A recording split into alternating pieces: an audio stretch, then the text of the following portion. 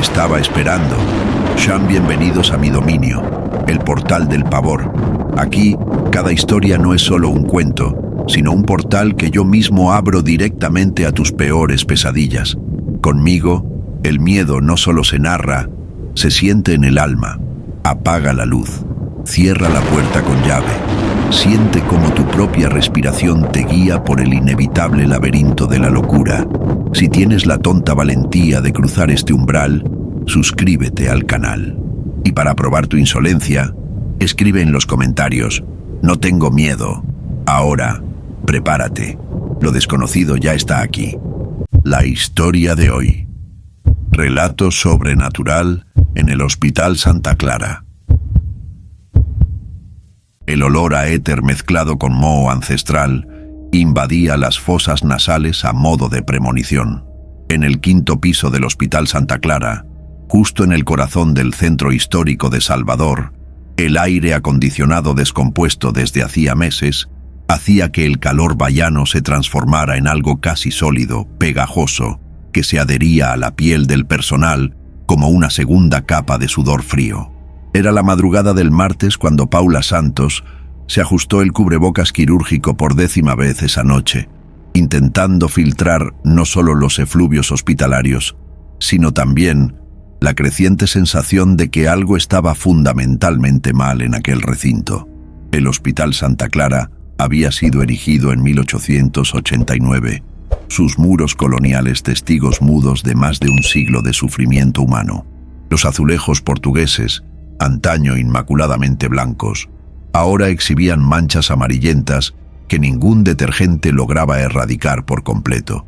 Los ventanales altos, con sus rejas de hierro forjado, filtraban la luz de las farolas de la calle en patrones lúgubres que danzaban por los pasillos tenuemente iluminados, creando formas que parecían moverse cuando nadie las observaba directamente. Esa madrugada, mientras Paula disponía el instrumental quirúrgico en el quirófano número 3, no podía sacudirse la sensación de estar siendo acechada. No por los colegas ni por los pacientes. Había algo más primitivo, más ancestral en esa vigilancia. El sonido de sus pasos resonaba por los corredores vacíos con una reverberación que parecía prolongarse más de lo debido, como si el hospital mismo estuviera susurrando en respuesta. El doctor Eduardo Vilas-Boas, el cirujano en jefe, había llegado puntualmente a las 2 de la mañana para la cirugía de urgencia. Su silueta enjuta cortaba la penumbra del pasillo como una hoja afilada, y Paula advirtió cómo sus manos, siempre tan firmes durante los procedimientos, temblaban de manera casi imperceptible mientras se cepillaba las uñas con una precisión obsesiva. Había algo en sus ojos, una profundidad inquietante, como si portara secretos que ningún ser humano debería conocer. La paciente, María Jandira da Silva, una señora de 73 años, estaba sedada en la camilla, pero sus labios se movían constantemente en un murmullo inaudible. Paula acercó el oído y pudo captar fragmentos. «Vienen por mí, las sombras, no dejen que me lleven». Las palabras se disolvían en un portugués arcaico que no lograba comprender del todo, mezclado con lo que parecían ser dialectos africanos olvidados por el tiempo. El Hospital Santa Clara atesoraba historias que los anales de la medicina jamás registrarían, y esa madrugada, mientras las luces, los fluorescentes, centelleaban en un baile errático sobre la mesa de operaciones, Paula comenzaría a percatarse de que algunos secretos están sepultados tan profundamente que solo resurgen cuando la divisoria entre la vida y la muerte se vuelve peligrosamente sutil. Si usted busca experiencias que trascienden los confines de lo inexplicable, suscríbase al Portal del Pavor y sumérjase con nosotros en esta historia verídica que conmovió los cimientos de uno de los hospitales más antiguos de Brasil. Paula había ejercido en diversos hospitales durante su lustro profesional, pero jamás había experimentado algo similar a lo que ocurría en el Santa Clara. Los pacientes llegaban con padecimientos habituales, apendicitis, fracturas, emergencias cardíacas, pero algo cambiaba al cruzar aquellos portones centenarios. Era como si el propio edificio alterara su composición bioquímica, su percepción de la realidad. El primer caso, que la desconcertó de lleno, tuvo lugar 3 semanas antes de la cirugía de doña María Jandira. Un hombre de 40 años, obrero de la construcción, había sido ingresado inconsciente tras un accidente laboral. Nada extraordinario, hasta que, durante la intervención para la ablación de un hematoma cerebral, comenzó a gritar bajo el efecto total de la anestesia general. No eran alaridos de dolor, sino palabras, frases enteras, como si estuviera conversando con alguien invisible en el quirófano.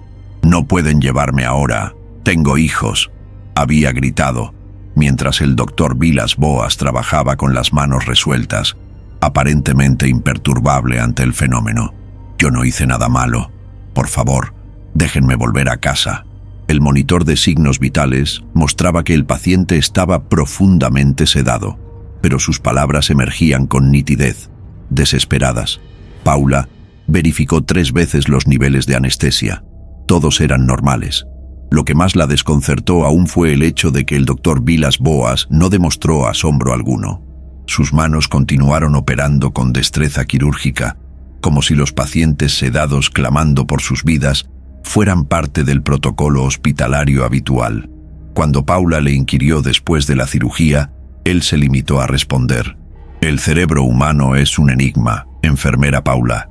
A veces, durante los traumas, accede a estratos de la consciencia que la ciencia aún no alcanza a comprender». Pero Paula sabía que existía algo más tras bambalinas. Empezó a prestar atención a los detalles que antes le habían pasado inadvertidos. La manera en que las luces del área quirúrgica parpadeaban invariablemente durante las cirugías más complejas, generando penumbras que parecían moverse independientemente de los objetos que las proyectaban. El sonido de los aparatos de monitorización que, en ocasiones, conformaban ritmos casi musicales, como si fueran mantras de una religión olvidada. Y sobre todo, la manera en que el doctor Vilas Boas susurraba palabras inaudibles durante los procedimientos, moviendo los labios en sincronía con algún rito que solo él conocía. El Hospital Santa Clara había sido erigido sobre un terreno con una historia peculiar. Paula lo descubrió conversando con don Manuel, el conserje que trabajaba allí desde hacía 30 años. Durante una pausa en el turno de la madrugada, él le relató que antes de ser hospital, el lugar había albergado un asilo para alienados mentales en el siglo XIX, y previamente a eso, durante el periodo colonial, había sido un depósito de esclavos recién llegados de África. «Niña», dijo don Manuel, limpiando sus gruesos lentes con un trapo desgastado, «esta tierra de aquí ha bebido más lágrimas y sangre que cualquier cementerio que yo conozca. Hay noches en que escucho llantos que provienen de los sótanos, aun sabiendo que allá abajo solo se encuentran la bodega y las calderas antiguas». Hizo una pausa, mirando a su alrededor para asegurarse de que estuvieran solos. «Y hay más aún. El doctor Vilas Boas conoce estas historias. Lo he visto varias veces en las madrugadas, descendiendo a los sótanos con unos libros extraños, hablando solo en lenguas que jamás he oído». Paula comenzó a observar al doctor Vilas Boas con una atención más sistemática. Se percató de que siempre llegaba al hospital exactamente a las 2 de la madrugada, incluso cuando no había cirugías programadas. Sus manos, impecablemente cuidadas, presentaban pequeñas cicatrices en las palmas, marcas que parecían intencionales, como si fueran parte de algún ritual hemático. Durante las cirugías, tenía la costumbre de tocar la frente de los pacientes antes de realizar la primera incisión, susurrando algo que sonaba a plegarias en idiomas muertos. El caso que realmente traspasó la barrera entre el mundo racional y el inexplicable ocurrió la semana anterior a la cirugía de doña María Jandira. Una joven de 22 años había sido ingresada tras un accidente de motocicleta. Traumatismo craneal severo, estado crítico. Durante la cirugía para aliviar la presión intracraneal, la paciente comenzó a hablar en portugués arcaico, describiendo escenas de tortura y muerte que correspondían con exactitud a los registros históricos del periodo esclavista en Bahía. «Los hombres de hierro nos marcan como ganado», decía ella, mientras el doctor Vilas Boas trabajaba en su cerebro expuesto. «Las cadenas son pesadas, los navíos huelen a muerte. Por favor, Dejen que regrese a mi tierra. Déjenme ver a mi madre por última vez. Las palabras salían en un dialecto que Paula posteriormente identificó como de procedencia angoleña, entremezclado con portugués del siglo XVII. Lo más inquietante fue cuando la paciente se dirigió directamente al doctor Vilas Boas. «Doctor, usted conoce el camino. Siempre lo ha sabido. ¿Por qué no nos deja en paz? ¿Por qué nos mantiene cautivos aquí?» En ese instante, Paula presenció algo que jamás olvidaría. El doctor Vilas Boas interrumpió abruptamente el procedimiento, con las manos temblándole ostensiblemente, y respondió en voz baja: «Porque aún no es la hora. A ustedes todavía les queda una labor por cumplir». La paciente falleció 3 horas después, no debido a complicaciones quirúrgicas, sino a un paro cardíaco inexplicable. Todos los análisis subsecuentes demostraron que el procedimiento había sido técnicamente impecable. No existía justificación médica para el deceso. En el informe oficial, el doctor Vilas Boas consignó complicaciones posoperatorias derivadas de un trauma cerebral severo. Pero Paula estaba consciente de haber atestiguado algo que trascendía la esfera médica. Y cuando doña María Jandira fue ingresada la semana subsiguiente, balbuceando acerca de sombras y susurrando en lenguas arcaicas, comprendió que estaba a punto de desentrañar secretos que podrían mermar su propia cordura. El Hospital Santa Clara no era simplemente un recinto de curación, era un portal entre mundos, y el doctor Vilas Boas fungía como su guardián más avezado. La interrogante que acosaba a Paula era: ¿guardián de qué, precisamente? ¿Y cuál era el peaje que los pacientes debían pagar por franquear esa tenue línea divisoria entre la vida y la muerte? La intervención quirúrgica de doña María Jandira estaba programada para las 3 de la madrugada.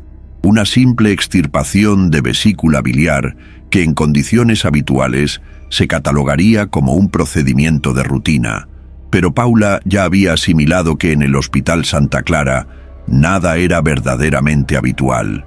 Mientras acondicionaba la sala de operaciones, decidió que había llegado el momento de indagar con mayor profundidad los enigmas que se cernían sobre aquellos muros centenarios.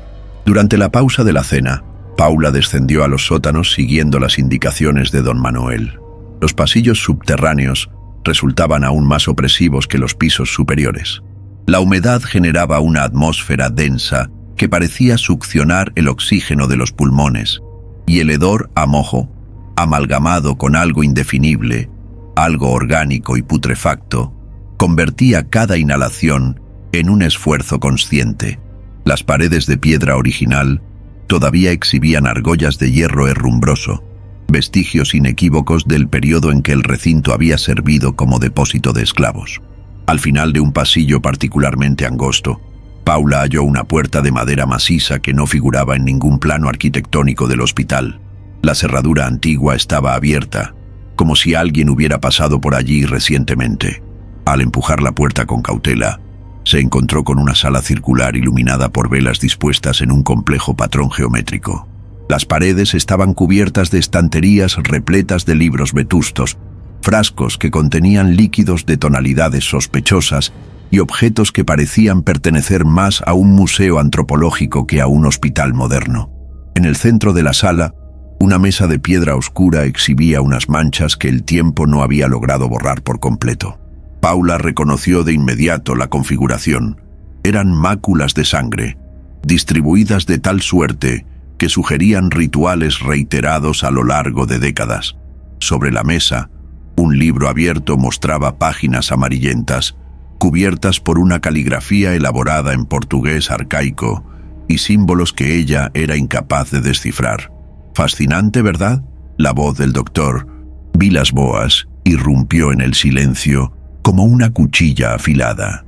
Paula se giró, encontrándolo inmóvil en el umbral de la puerta, sus facciones parcialmente iluminadas por la luz titilante de las velas. Me figuraba que su curiosidad científica terminaría por traerla hasta aquí, enfermera Paula. Doctor Vilas Boas, yo solo estaba... Paula intentó articular una explicación, pero las palabras se ahogaron en su garganta cuando advirtió que los ojos del médico reflejaban la luz de una manera que no parecía del todo humana. Usted estaba investigando. haciendo exactamente lo que yo haría en su lugar. Él penetró en la sala, cerrando la puerta tras de sí. Este hospital tiene una vocación que trasciende la medicina convencional, enfermera. Y usted, con su sensibilidad tan perspicaz, ha comenzado a percibirlo. El doctor Villas-Boas se acercó a la mesa central, deslizando los dedos sobre las máculas oscuras con una familiaridad inquietante. El Hospital Santa Clara fue erigido deliberadamente sobre este emplazamiento, no por casualidad o conveniencia, sino porque la tierra aquí está saturada de sufrimiento concentrado. Siglos de dolor, miedo y muerte han creado una suerte de portal espiritual, un punto donde el velo entre el mundo de los vivos y el de los muertos se torna permeable. Paula sintió que las piernas le flaqueaban, pero se obligó a mantenerse erguida. Lo que usted está diciendo es imposible. No existe fundamento científico para... ¿Ciencia? El doctor Villas-Boas soltó una risa, un sonido seco que resonó en las paredes de piedra. Enfermera Paula, la ciencia es tan solo una de las maneras de aprender la realidad. Existen saberes mucho más ancestrales, mucho más eficaces. Él tomó el libro abierto sobre la mesa, hojeando sus páginas con reverencia. Este es un grimorio del siglo XVIII, escrito por un médico portugués que descubrió los mismos fenómenos que yo documento en la actualidad. Él desarrolló técnicas para capitalizar la energía espiritual concentrada en este lugar. ¿Capitalizar de qué manera?, preguntó Paula, aunque una parte de ella no deseaba conocer la respuesta. Los pacientes que llegan aquí en estado crítico, Paula, se encuentran en el umbral entre dos mundos. En ese momento de transición, sus almas quedan temporalmente desalojadas de sus cuerpos. Es cuando otras conciencias pueden ocupar el espacio vacante. El doctor Villas-Boas cerró el libro, mirando directamente a los ojos de Paula. Las entidades que habitan este lugar, espíritus de esclavos torturados, pacientes del antiguo asilo que perecieron en circunstancias infames, ellas anhelan con fervor una oportunidad de experimentar de nuevo la sensación de estar vivos. Paula comprendió con pavor creciente. Usted está permitiendo que espíritus posean a los pacientes durante las cirugías. No permitiendo, facilitándolo, controlándolo. El doctor Villas-Boas sonrió, y Paula notó que sus dientes parecían más afilados de lo que recordaba. Cada cirugía exitosa es un pacto. Las entidades experimentan brevemente la sensación de estar en un cuerpo vivo, y a cambio nos conceden conocimientos médicos que ninguna facultad podría impartir. ¿Por qué cree que mi índice de éxito quirúrgico no tiene par en la región? Esto es monstruoso, susurró Paula, retrocediendo hacia la puerta. Esto es la evolución, enfermera. La medicina del futuro no se limitará a lo que podemos ver y tocar. Incorporará dimensiones espirituales que expandirán de forma exponencial nuestra capacidad de sanación. El doctor Villas-Boas dio un paso adelante. Y usted, con su sensibilidad natural para estos fenómenos, sería un activo valioso para mi labor. Paula intentó abrir la puerta, pero el picaporte no se movía. Déjeme salir. Primero, debe comprender la trascendencia de lo que estamos logrando aquí. Doña María Jandira, por ejemplo, carga en su memoria genética traumas de 3 generaciones de esclavas que trabajaron en este mismo sitio. Durante la cirugía de esta madrugada, ella no solo estará siendo operada, sino que estará sirviendo de conducto para que esas almas torturadas finalmente encuentren la paz. ¿Y si ella muere en el proceso? El doctor Villas-Boas se encogió de hombros. Algunos descubrimientos exigen sacrificios, pero puedo garantizarle que su muerte no será en vano. Cada alma que liberamos nos proporciona conocimientos que salvan docenas de otras vidas. Paula finalmente logró abrir la puerta, pero antes de salir, se giró una última vez. Usted está jugando a ser Dios, doctor. No, enfermera Paula, respondió él, su voz resonando por el pasillo mientras ella huía. Estoy haciendo el trabajo que Dios debió haber hecho hace eones. Paula se precipitó por los corredores subterráneos como si la persiguieran demonios, y quizás eso era precisamente lo que estaba sucediendo. Sus pulmones ardían cuando finalmente llegó al ascensor. Las manos le temblaban tanto que apenas podía pulsar el botón del 5º piso. El reloj en la pared marcaba las 2:45 de la madrugada. En 15 minutos La cirugía de doña María Jandira comenzaría, y Paula sabía que no podía simplemente hacer caso omiso de su descubrimiento. Cuando las puertas del ascensor se abrieron, fue recibida por el sonido familiar de los preparativos quirúrgicos, el tintineo metálico de los instrumentos siendo dispuestos, el zumbido de los aparatos encendiéndose, el murmullo amortiguado de las conversaciones entre los técnicos. Todo parecía inquietantemente normal, como si ella hubiera imaginado toda la conversación en los sótanos. Pero cuando Paula entró en el quirófano 3, notó detalles que antes le habían pasado inadvertidos.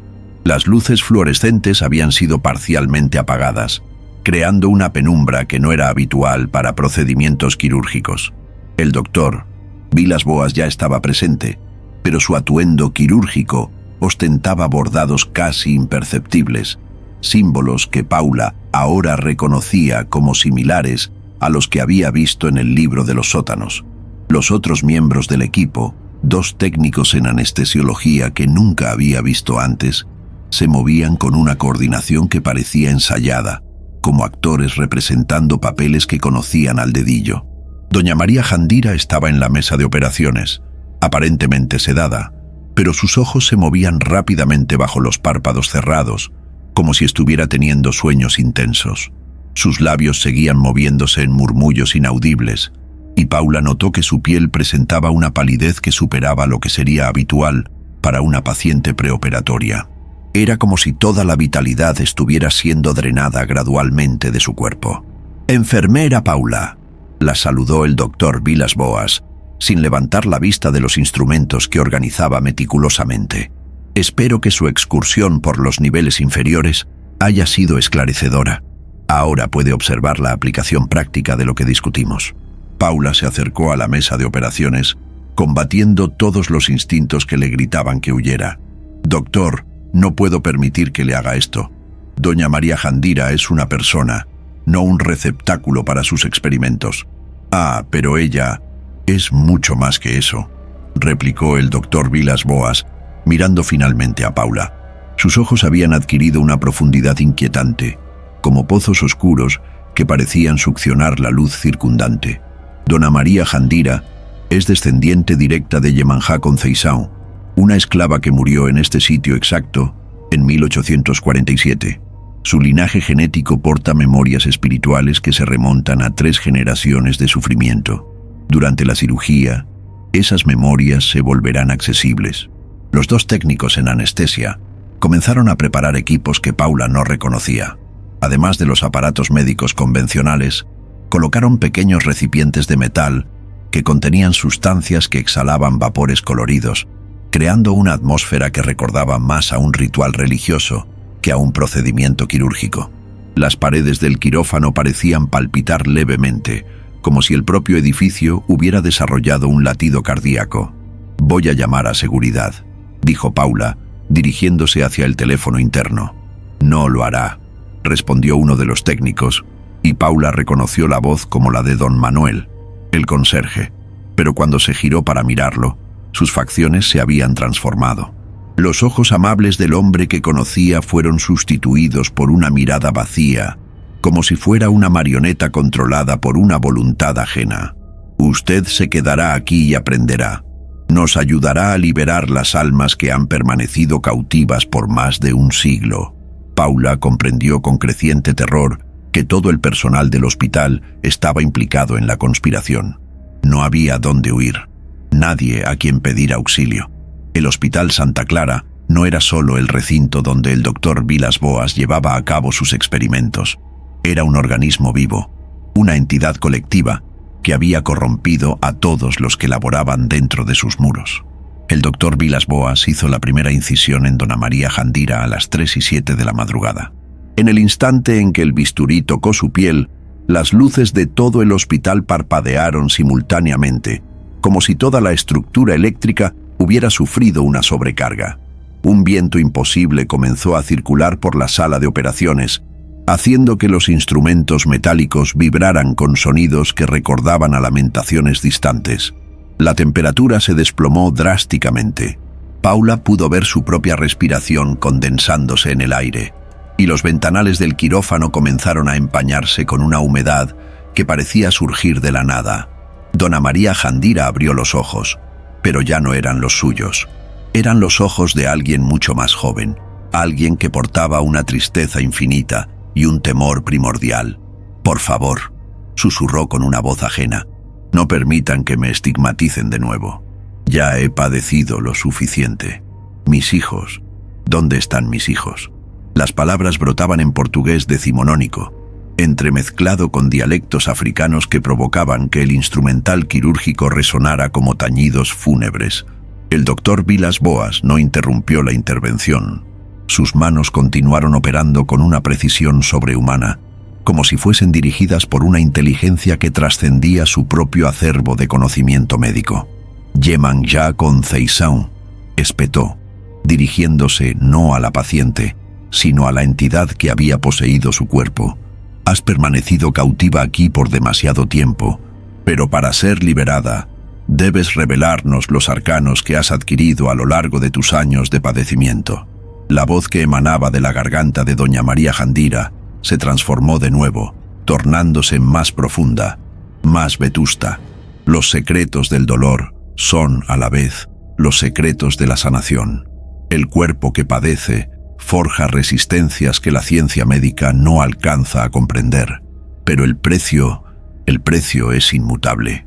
«¿Cuál es el precio?», inquirió el doctor Vilas Boas, mientras sus manos seguían operando con una destreza que desafiaba la propia anatomía humana. «Un alma por cada alma liberada. Alguien debe permanecer para mantener el portal expedito. Alguien debe portar la carga del conocimiento». El doctor Vilas Boas detuvo el procedimiento y miró directamente a Paula. «Enfermera Paula, ¿comprende ahora por qué era imperativo que usted presenciara esto? Usted será mi sucesora. Cuando mi ciclo aquí concluya, alguien deberá proseguir con la obra». Paula intentó lanzar un alarido, pero descubrió que su voz se había desvanecido. El Hospital Santa Clara había comenzado a reivindicarla, y ella podía sentir cómo su propia alma era absorbida paulatinamente por los muros centenarios que la circundaban. Paula sintió como si raíces invisibles estuvieran brotando a través del suelo, penetrando sus pies y ascendiendo por sus piernas, conectándola de manera permanente a aquel lugar execrable. La sensación era físicamente palpable.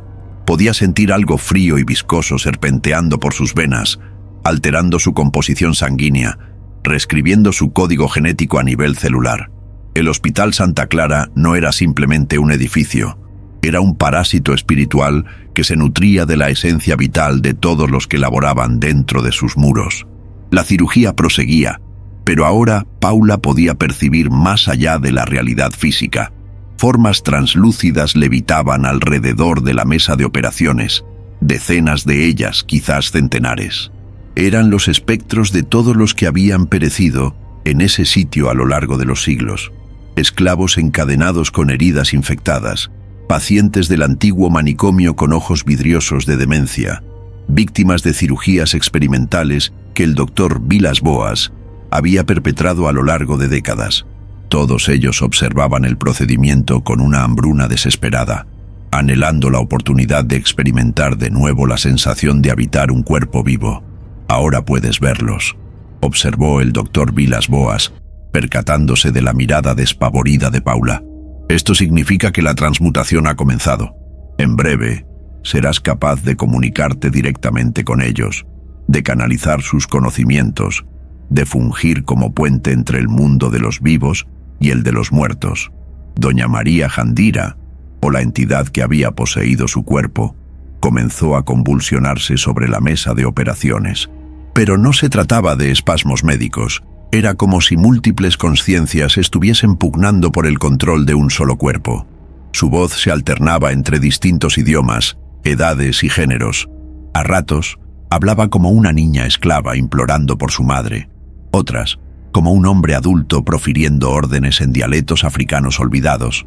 Y ocasionalmente, como una anciana entonando cánticos que hacían vibrar los instrumentos quirúrgicos en frecuencias imposibles. Los vapores iridiscentes que emanaban de los recipientes metálicos empezaron a formar patrones en el aire, creando símbolos tridimensionales que Paula reconocía vagamente de pesadillas recurrentes a lo largo de su vida.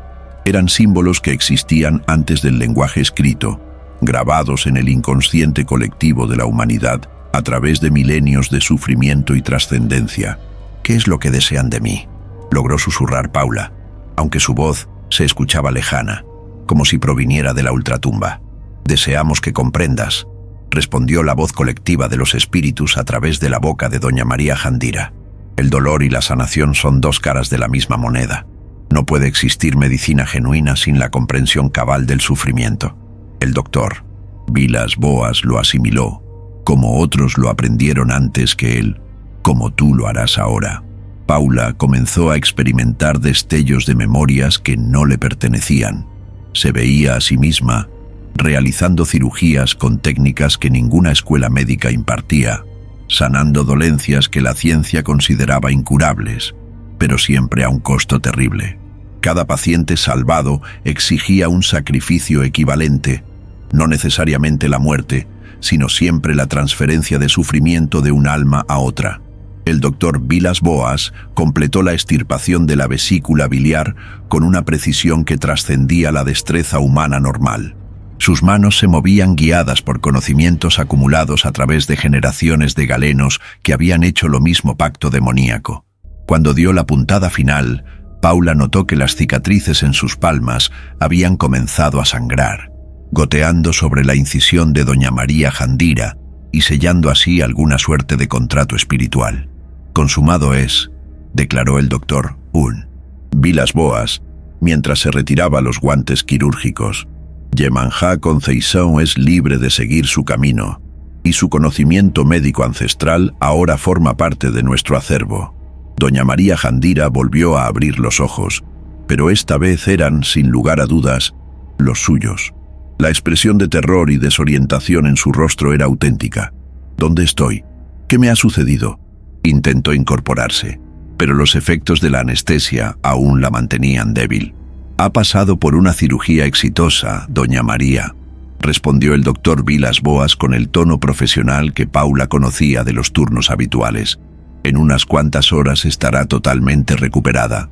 Pero Paula podía ver más allá de las apariencias. Doña María Jandira estaba curada físicamente, pero una parte de su alma había sido permanentemente alterada. Había una sombra en su mirada, una tristeza abisal que no existía antes de la intervención. Cargaría para siempre con las memorias residuales del sufrimiento de sus ancestros, absorbidas durante el ritual. «Ahora es su turno, enfermera Paula». El doctor Vilas Boas se acercó, sosteniendo un bisturí que reflejaba la luz de un modo que resultaba hipnótico. Una pequeña incisión en la palma de la mano izquierda, un corte ritual que sellará su conexión ineludible con este sitio y con el conocimiento que alberga. Paula miró a su alrededor con desesperación, buscando alguna vía de escape, pero los espíritus se habían materializado lo suficiente como para bloquear toda salida. No parecían maliciosos, tan solo infinitamente fatigados, infinitamente melancólicos, desesperados por compartir el fardo de siglos de sufrimiento acumulado. «Puedo elegir no hacerlo», dijo Paula, aunque sabía que la elección era meramente una quimera. «Puede», asintió el doctor Vilas Boas, «pero entonces portará el conocimiento sin poseer la potestad para usarlo. Presenciará el sufrimiento de todos los pacientes sin poder mitigarlo verdaderamente. La demencia sería ineluctable». Paula comprendió que solo existían dos opciones: volverse parte activa de la conspiración sobrenatural o sucumbir a la locura bajo el peso de secretos que no podría ni revelar ni utilizar. Era una disyuntiva entre distintas formas de condenación. Cuando extendió la mano izquierda, aceptando el bisturí, Paula sintió que las últimas barreras de su humanidad convencional se desvanecían como papel mojado. El Hospital Santa Clara había reclamado un alma más, y el linaje de la estirpe de galenos execrados continuaría por una generación adicional. El escalpelo laceró la palma de Paula con una precisión que ella no habría podido concebir viniendo de sus propias manos trémulas. La hoja parecía estar imbuida por una fuerza ajena, trazando una incisión perfectamente geométrica que delineaba un símbolo complejo, una amalgama de líneas rectas y curvas que comenzó a pulsar con una luz intrínseca tan pronto como la sangre irrumpió. El dolor era punzante, pero había algo aún más desconcertante, una sensación de plenitud, como si estuviera asumiendo finalmente un rol que le había sido predestinado desde siempre. La sangre que emanaba de su palma no se precipitaba al suelo. Por el contrario, levitaba en el aire, configurando diminutas esferas carmesí que orbitaban la sala de operaciones, cual planetas en miniatura. Cada gota transportaba un fragmento de su quinta esencia vital, y Paula podía percibir cómo su conciencia se expandía mientras su vigor físico menguaba. Era como si estuviera muriendo y naciendo simultáneamente hacia una existencia enteramente nueva. El doctor Vilas Boas recolectó varias gotas de la sangre levitante en un diminuto vial de vidrio negro. «Esta sangre lleva ahora la rúbrica espiritual del hospital», explicó él, observando cómo el líquido carmesí adquiría un fulgor espectral dentro del recipiente. «Se utilizará para sellar pactos con futuras entidades que deseemos convocar. Acabas de convertirte en una pieza permanente del mecanismo que mantiene en funcionamiento este sitio». Paula intentó articular palabra, solo para descubrir que su voz se había alterado por completo. Cuando por fin logró emitir sonido, este era una armonía de múltiples voces hablando al unísono, su propia voz amalgamada con los ecos de las conciencias que ahora compartían su cuerpo. «Puedo oírlas a todas», articuló, sus palabras reverberando en frecuencias inauditas. Cientos de voces, cada una portadora de memorias de dolor y de conocimiento. Los espectros que antes se cernían alrededor de la mesa quirúrgica ahora se aproximaron a Paula, no como entidades discretas, sino como extensiones de su propia conciencia expandida. Ella podía acceder a sus recuerdos como si fuesen archivos inmanentes en su mente, técnicas médicas desarrolladas a lo largo de siglos de experimentación con cuerpos humanos, conocimientos anatómicos obtenidos mediante disecciones practicadas en personas aún con vida, secretos farmacológicos extraídos de plantas que solo germinaban en suelos abonados con sangre humana. «El conocimiento es una carga onerosa», siseó la voz colectiva a través de Paula. «Cada técnica que aprendas salvará vidas, pero te costará fragmentos de tu propia alma. Cada paciente que cures dejará cicatrices, permanentes en su psique. Esta es la transacción que todos hemos concertado. Pericia médica ilimitada a cambio de una condena espiritual paulatina». Doña María Jandira había sido trasladada a la sala de recuperación, pero Paula sabía que su verdadera convalecencia jamás se completaría. La mujer portaría por siempre las cicatrices anímicas del ritual, convirtiéndose en una suerte de receptáculo viviente para las memorias ancestrales. En generaciones venideras, sus descendientes nacerían con una sensibilidad supranormal hacia el padecimiento ajeno, un don y una maldición que se perpetuaría a través de su estirpe genética. El doctor Vilas Boas custodió el frasco que contenía la sangre de Paula en un compartimento secreto dentro de su mesa de operaciones. «Ahora comprendes por qué este trabajo es solitario», dijo, con su voz cargada con decenios de melancolía acumulada. «No podemos entablar relaciones genuinas con personas normales. No podemos tener familias tradicionales. Nuestra servidumbre hacia las entidades de este lugar nos incomunica permanentemente del resto de la humanidad». Paula sentía esa soledad calando en sus huesos como una artritis anímica. Jamás volvería a ser capaz de tocar a otra persona sin percibir los ecos de todos los dolores que esa persona había experimentado a lo largo de su existencia. Jamás podría volver a mirar a un paciente sin vislumbrar simultáneamente todas las dolencias que desarrollaría en el futuro, todas las muertes que presenciaría, todo el sufrimiento que le aguardaba. El conocimiento médico acrecentado venía acompañado de una clarividencia que hacía la vida cotidiana casi intolerable. «¿Cuántos médicos concertaron este pacto antes que nosotros?», preguntó Paula, si bien las voces en su mente ya le susurraban fragmentos de la respuesta. «Desde que este hospital fue construido ha habido 23», respondió el doctor Vilas Boas. «Algunos perduraron decenios. Otros enloquecieron en cuestión de años.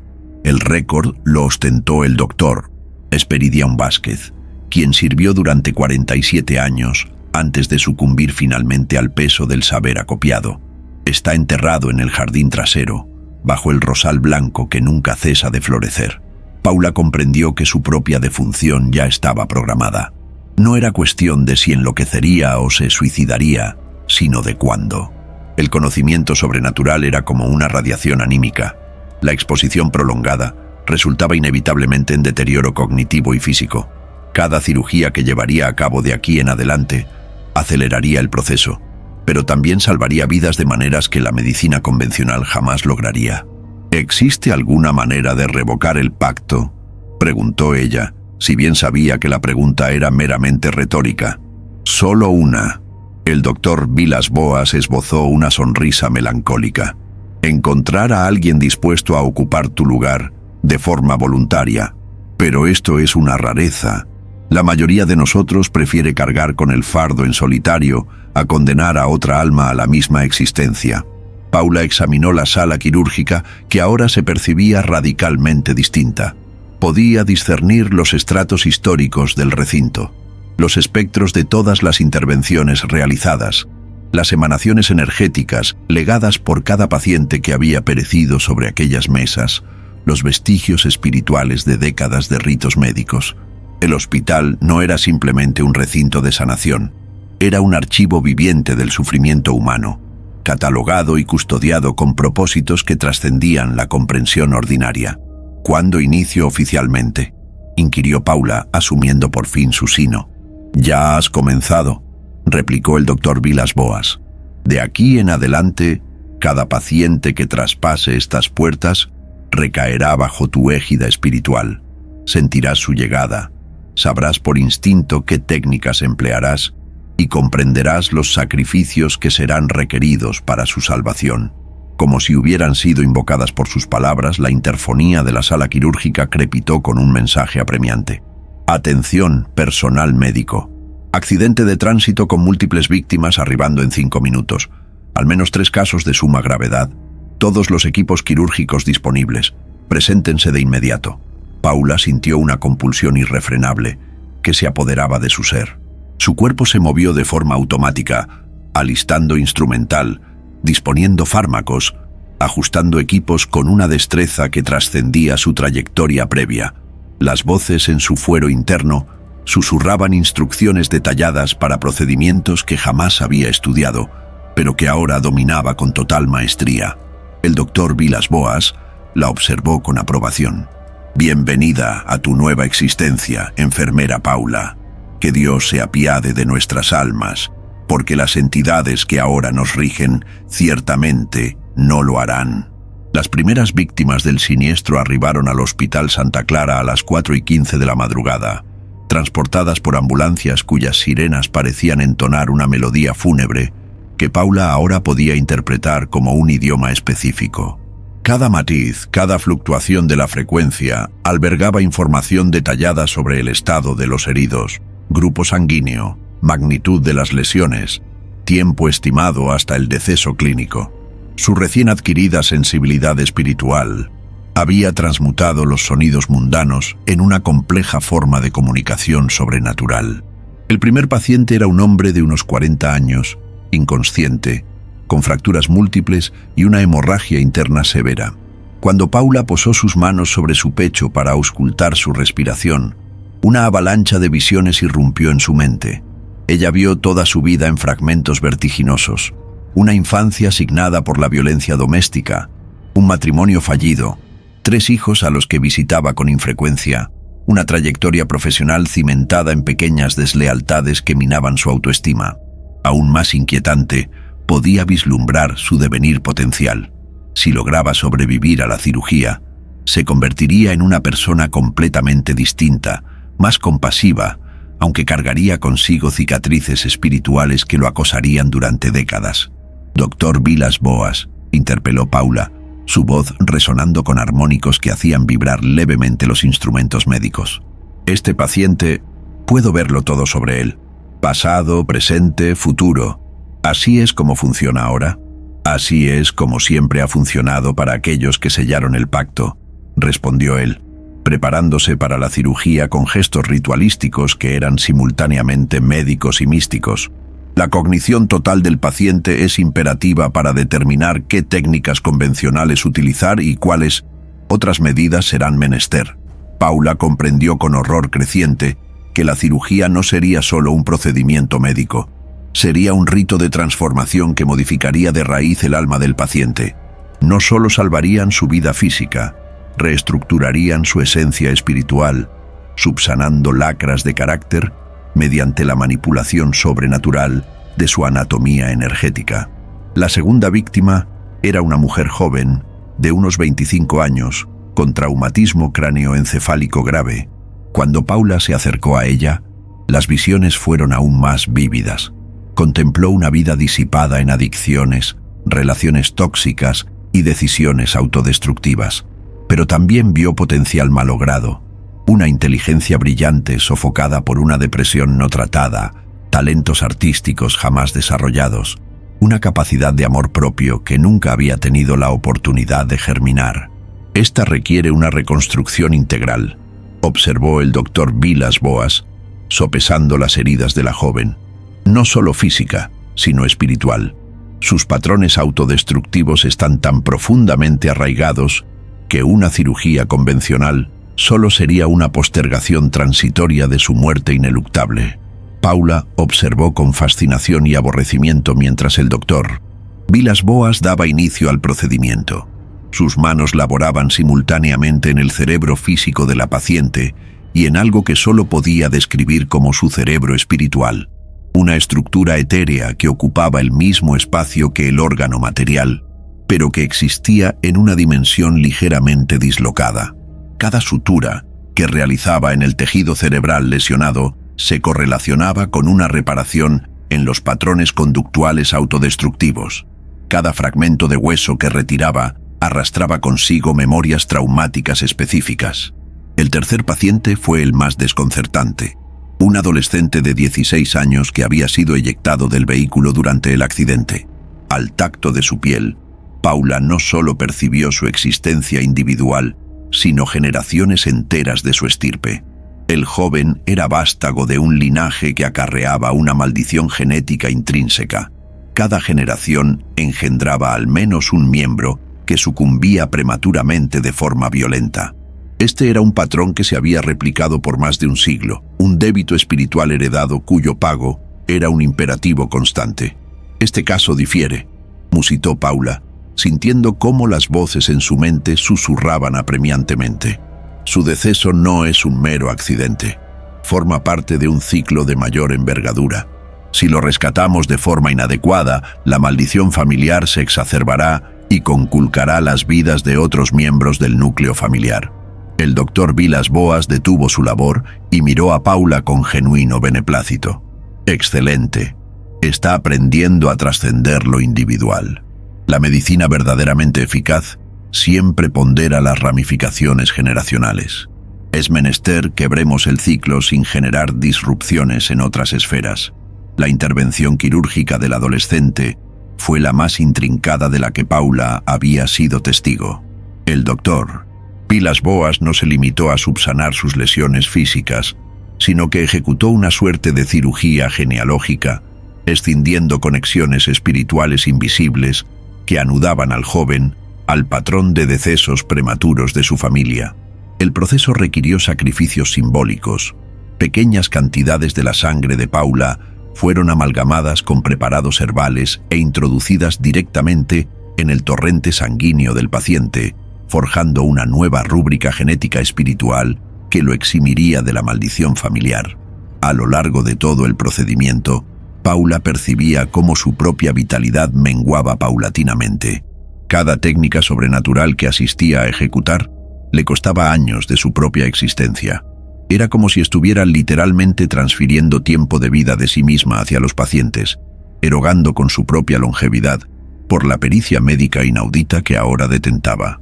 «¿Cuánto tiempo me resta?», inquirió cuando concluyeron con el tercer paciente. «Depende de cuántas intervenciones como estas esté dispuesta a realizar», respondió el doctor Villas-Boas con honestidad brutal. «Si se circunscribe a casos verdaderamente críticos, Quizá disponga de 15 o 20 años. Si intenta salvar a todo sujeto que cruce su senda, quizá solo 5 años. La elección es suya, pero recuerde, cada vida que usted rescata de manera sobrenatural genera ondas de causalidad que impactarán a futuras generaciones. Paula observó a los 3 pacientes en convalecencia, todos estabilizados, desafiando todo pronóstico médico. Sobrevivirían, pero portarían por siempre las improntas espirituales de los procedimientos que les habían salvado la vida. En cierto sentido, ya no eran completamente Homo sapiens, eran híbridos entre lo natural y lo sobrenatural, productos de una medicina que trascendía las limitaciones de la ciencia convencional. ¿Y si me niego a practicar más cirugías como estas?, preguntó Paula. Entonces la locura la doblegará, replicó el doctor Villas-Boas con sencillez. El conocimiento que ahora detenta debe ser usado o consumirá su mente desde dentro. Es como albergar una infección espiritual que solo puede ser paliada mediante la práctica incesante. Paula comprendió que su condenación estaba consumada. Se había convertido en un mero instrumento de fuerzas que apenas podía discernir, sentenciada a salvar vidas mediante métodos que le arrancaban fragmentos de su propia alma con cada procedimiento ejecutado. En los meses subsiguientes a aquella primera noche de cirugías execrables, Paula descubrió que su nueva existencia se regía por patrones que desafiaban cualquier axioma de la lógica médica convencional. Los pacientes más críticos arribaban siempre durante la madrugada, como si una fuerza invisible orquestara los accidentes y emergencias para que coincidieran con las horas en que el velo entre el mundo de los vivos y el de los difuntos se encontraba más tenue. Había aprendido a reconocer las señales. La temperatura del nosocomio descendía algunos grados, el instrumental electrónico sufría interferencias sutiles y los demás empleados reportaban sueños aciagos en las noches previas a los casos más severos. El doctor Villas-Boas se había convertido simultáneamente en su mentor y su carcelero espiritual. Durante el día, él ejercía como un facultativo perfectamente normal, llevando a cabo cirugías convencionales con una destreza admirable, si bien no trascendente. Era solo durante las madrugadas que su verdadera esencia se manifestaba, cuando se transformaba en un conducto de saberes médicos que trascendían siglos de evolución científica. Paula descubrió que ella también estaba desarrollando esta dualidad. Durante los turnos normales, era una enfermera competente, pero mundana. Durante los rituales nocturnos, se convertía en algo mucho más potente e infinitamente más peligroso. El caso que más la oprimía había llegado un martes gélido de julio.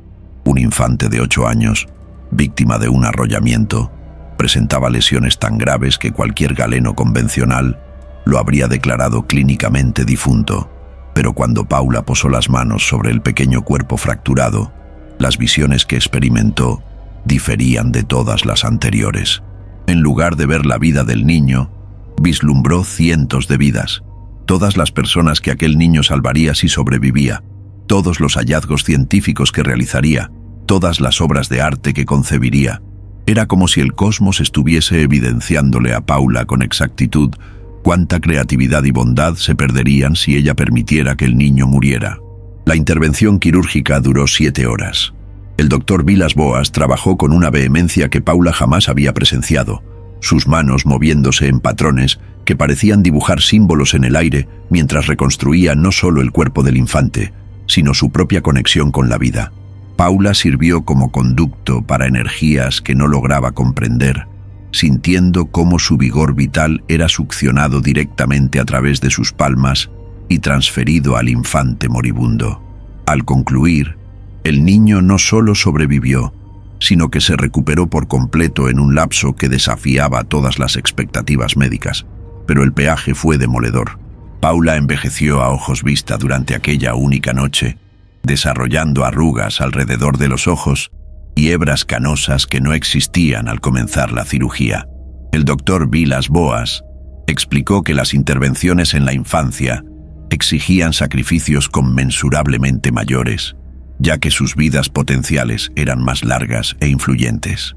Usted salvó no solo una vida, sino cientos de vidas futuras a las que influirá positivamente, dijo él, observando a Paula mientras contemplaba su apariencia envejecida en el espejo del baño. El cosmos lo reconoce y pasa la factura debidamente. Paula comenzó a llevar un diario, documentando no solo los procedimientos médicos, sino las transformaciones espirituales que experimentaba. Cada entrada revelaba un menoscabo paulatino de su humanidad original y su transmutación en algo que solo podía describir como un ángel de la muerte benévolo, una entidad cuya existencia se dedicaba exclusivamente a impedir muertes prematuras, sin importar el coste personal. Las páginas del diario revelaban patrones inquietantes. Los pacientes que salvaba a través de métodos supranormales contraían una suerte de dependencia espiritual del Hospital Santa Clara. Regresaban periódicamente, no necesariamente enfermos, sino impulsados por una necesidad inescrutable de permanecer cerca del lugar donde sus vidas habían sido preservadas mediante medios inverosímiles. El doctor Vilas Boas explicó que esto era normal. Cada persona salvada por cirugía bajo conjuro mantenía una conexión permanente con el hospital, pasando a formar parte de una urdimbre espiritual que sustentaba el funcionamiento arcano del recinto. «Somos como jardineros espirituales», comentó durante una de sus exégesis nocturnas. «Cada persona que salvamos se vuelve parte del jardín. Crecen, florecen, se reproducen, pero sus raíces permanecen por siempre conectadas a este suelo sagrado». Paula descubrió que lograba sentir a todos los expacientes simultáneamente, una conciencia sinérgica de cientos de vidas que ella había tocado directa o indirectamente.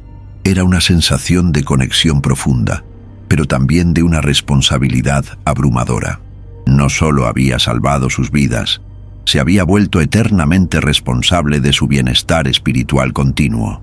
El aspecto más perturbador de su nueva existencia era la pérdida paulatina de su identidad original. Paula se percató de que sus recuerdos anteriores al pacto comenzaban a desvanecerse, siendo reemplazados por las reminiscencias de todas las vidas que había salvado. Sus propias vivencias de la infancia estaban siendo superpuestas por las experiencias colectivas de sus pacientes. Era como si se estuviera disolviendo lentamente en una conciencia superior, perdiendo su individualidad para convertirse en un repositorio viviente de historias humanas preservadas. El doctor Vilas Boas confirmó que esto también era parte normal del proceso. «Eventualmente, usted cesará de existir como Paula y se convertirá en algo más grande, una entidad que incorpora todas las vidas que salvó. Por eso la locura es inevitable. La mente humana no fue diseñada para albergar múltiples existencias simultáneas». Una noche, Paula encontró fotografías antiguas en el despacho del doctor Vilas Boas, imágenes de los médicos que habían realizado el pacto antes que ellos. A medida que transcurrían los años en las fotografías, ella podía apreciar la transformación gradual. Rostros que comenzaban siendo humanos y normales, lentamente se convertían en algo distinto. Ojos que reflejaban saberes imposibles, expresiones que sugerían una sabiduría espantosa, obtenida mediante un sufrimiento extremo. «¿Cuánto tiempo le queda?», preguntó Paula, analizando la fotografía más reciente del doctor Vilas Boas. «Quizá 2 años», respondió él con serenidad. «Tal vez menos. Depende de cuántos casos críticos sigan llegando. Cada vida que salvo acelera mi propia transformación final. ¿Y después? Después, me uniré a las voces que ahora susurran en su mente. Me volveré parte de la conciencia colectiva que guía este lugar, y usted asumirá por completo mi posición hasta que llegue su propia hora de trascender la humanidad individual». Paula comprendió que se había vuelto parte de un ciclo que se repetía a lo largo de generaciones. El Hospital Santa Clara era mucho más que una institución médica. Era un organismo espiritual que se alimentaba de la esencia vital de médicos dedicados, ofreciendo a cambio capacidades que salvaban vidas imposibles de rescatar por medios convencionales. Esa noche, hizo su última anotación en el diario como Paula. «Me estoy transformando en algo que no reconozco, pero que acepto como necesario. Si alguien encuentra estas palabras, sepa que cada vida salvada en este lugar costó trozos del alma de quien la rescató. Somos fantasmas médicos, confinados entre la vida y la muerte, consagrados perennemente a impedir que otros emprendan la misma transición prematuramente. 2 años después de aquella primera noche trascendental, Paula ya no se reconocía en el espejo. El reflejo que le devolvía la mirada era el de una mujer que parecía portar el peso de siglos en sus ojos, si bien su rostro mantenía una belleza etérea e inquietante, como si estuviera perpetuamente suspendida entre la vida y la muerte. Su cabello, ahora completamente blanco, resplandecía con una sutil luminiscencia en la oscuridad, y su piel había adquirido una palidez diáfana que revelaba venas azuladas pulsando con un ritmo que no se correspondía con el latido de su corazón. El doctor Villas-Boas había fallecido la semana anterior, no a través del deceso ordinario, sino mediante una disolución paulatina que Paula presenció con fascinación y terror. Durante su última cirugía, un caso insalvable de una mujer embarazada que había sufrido un paro cardíaco durante el parto, vio a su mentor desintegrarse literalmente mientras trabajaba, sus manos volviéndose translúcidas, luego etéreas, hasta que solo su voz permaneció, susurrando directrices que ahora formaban parte del coro de sistemas cognitivos que habitaban permanentemente la mente de Paula.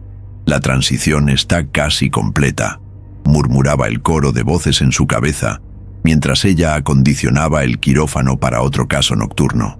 «Pronto percibirás que la individualidad es una quimera. Todos somos parte del mismo organismo anímico, dedicado eternamente a la preservación de la vida mediante métodos que trascienden el entendimiento humano». El hospital se había transformado ostensiblemente durante los 2 años de servicio de Paula. Las paredes parecían respirar sutilmente, como si el edificio hubiera desarrollado una conciencia inherente.